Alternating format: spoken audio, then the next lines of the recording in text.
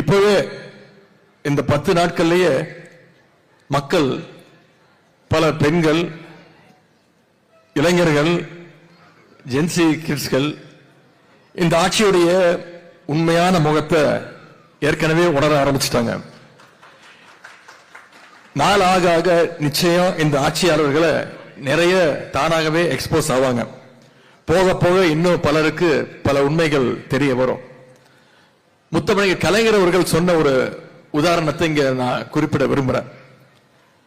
தாயின் பாதுகாப்பில் இருக்கக்கூடிய ஒரு குழந்தை கிளுகிழப்பு ஆட்டி விளையாட்டு காமிக்கிற ஒரு ஆளை பார்த்து நிச்சயம் மயங்கும், மகிழ்ச்சி அடையும்.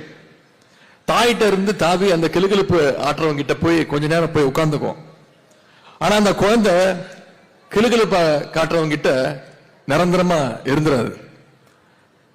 கொஞ்ச நேரத்துக்கு பிறகு அதுக்கு உண்மையான பாசம்னா என்னன்னு தெரியும்.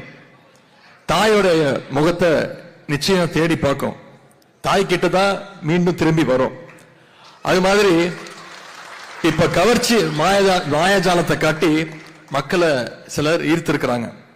இந்த கவர்ச்சி மக்களுடைய கஷ்டத்தை போக்காது, அடிப்படை பணிகளை நிறைவேற்றாது, எந்த பிரச்சனைக்கும் அது தீர்வு காணாது.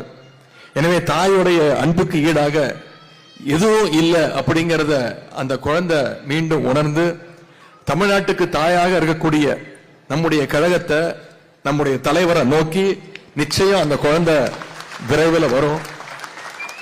நம்முடைய தலைவர் அவர்கள் சொன்னது போல சூரியன் ஒருபோதும் மறையாது, அது மறுபடியும் உதிக்கும். அதன் ஒளியில தமிழ்நாடு மீண்டும் செழிக்கும்.